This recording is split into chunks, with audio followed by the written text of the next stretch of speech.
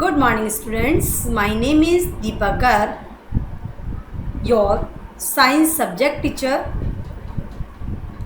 Today we study chapter 7 Getting to know plants. Students हमारा chapter 7 चल रहा था Getting to know plants. इससे पहले part 1 हमारा complete हो चुका है। तो आज के इस चैप्टर के पार्ट 2 को स्टार्ट करते हुए हम क्या सीखने जा रहे हैं। हमारा टॉपिक होगा विसर्पी लताएं, आरोही, ये किस प्रकार के होते हैं या तना कैसा होता है, इस सब के बारे में आज हम स्टडी करने जा रहे हैं। Plants with green and tender stem are called herbs.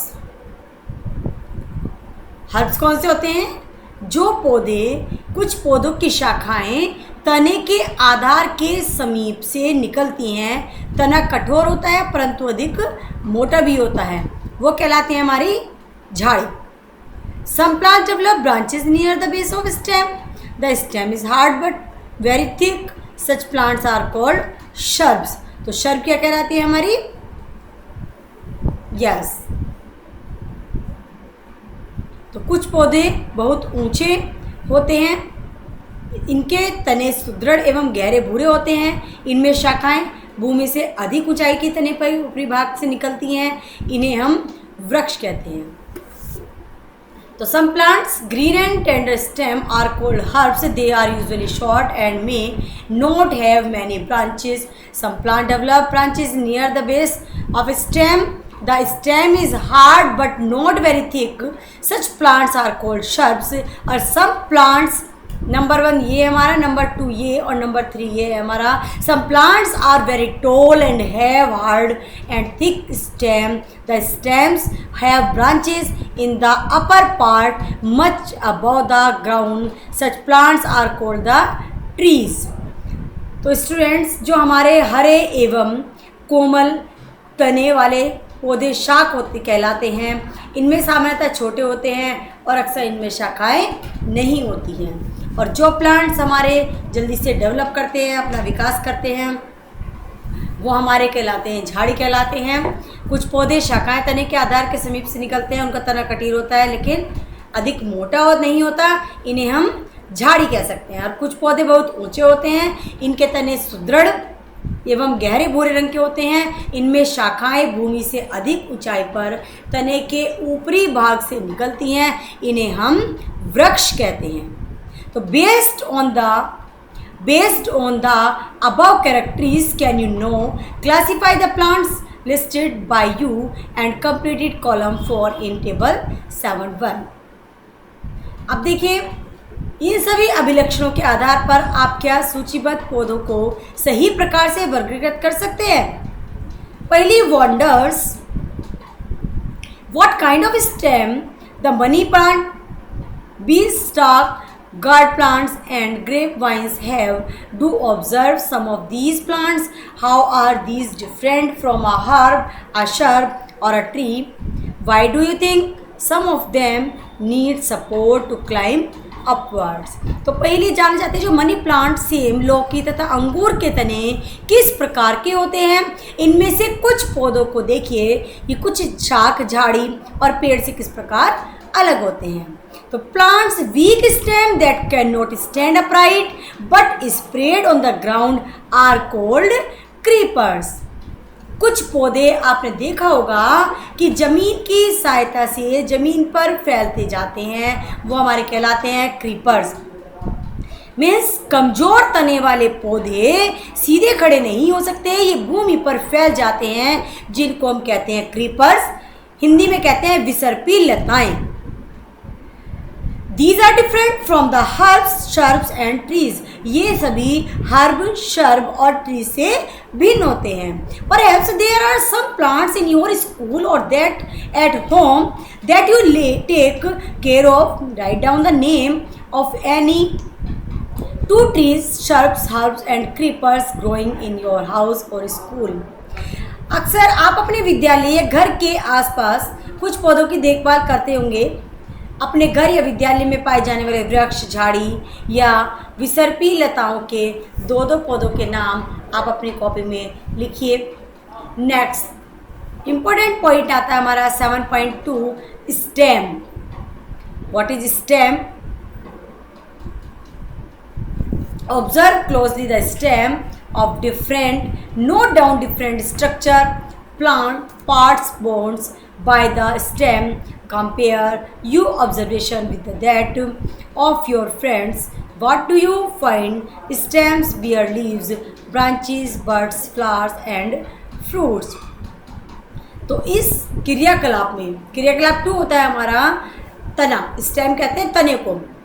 तो इसमें एक गिलास में एक जल ले, आप एक्टिविटी कर सकते हैं इसके लिए।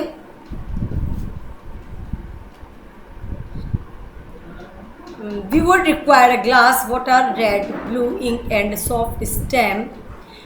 Pour water to fill 1/3 of a glass. Add a few drop of red blue ink of the water. Cut the base of the stem and put it in the glass as shown in figure 7.6. Observe the setup. Does the color appear in the stem? You will find that the color rises in the stem of if this is kept for a longer period. The color appear in the veins of leaves also. How do you think the color is there? From the activity we see that the stem helps in upward movement of water.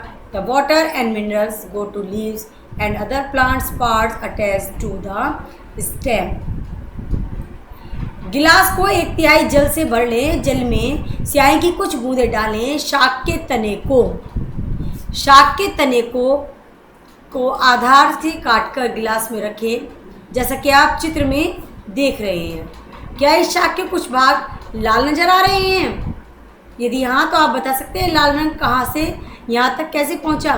आप अपने तने की मोटाई को काटकर चित्र 7.6 में इसमें लाल रंग को देख सकते हैं। जो आपने तना काटा है इससे हमारा लाल रंग है। तो इस क्रियाकलाप में हमने देखा कि जल तने में ऊपर की ओर चढ़ता है, अर्थात तना जल का संवहन करता है। लाल स्याही की भांति जल में विलीन खनिज जल के साथ तने में ऊपर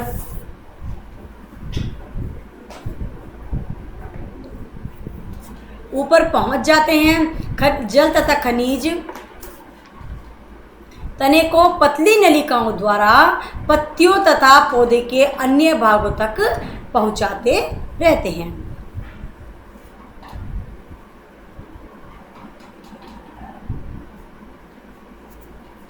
नेक्स्ट पॉइंट आता है हमारा 7.3 लीफ होती है पौधे का भाग जो पत्ती कहलाता है।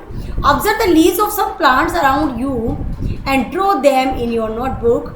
Are all the leaves of same size, shape and colour? अपने आसपास से पत्तियां इकट्ठी कीजिए विभिन्न तरह की और उन्हें अपनी नोटबुक में पेस्ट कीजिए, तो आप पता लगा पाएंगे कि सबका साइज, शेप और कलर सेम होता है।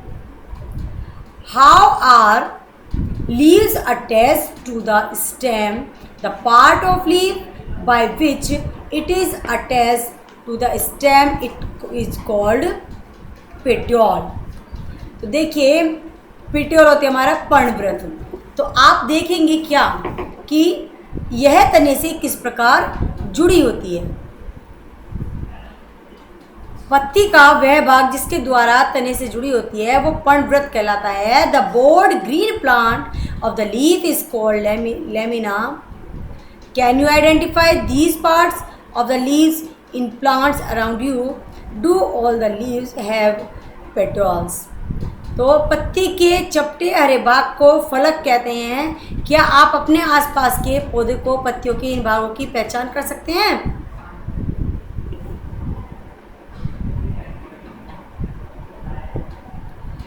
पत्ती के let's the get to know the leaf better by taking the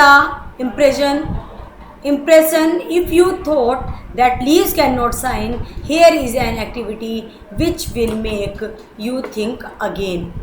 तो देखिए पत्ती के विषय में और अधिक जानकारी प्राप्त करने के लिए आइए उसकी छाप ले लेते हैं। यदि आप सोचते हैं कि पत्ती विशेष छाप नहीं छोड़ सकती तो यह क्रियाकलाप आपको पुनर्विचार पर मजबूर कर देगा।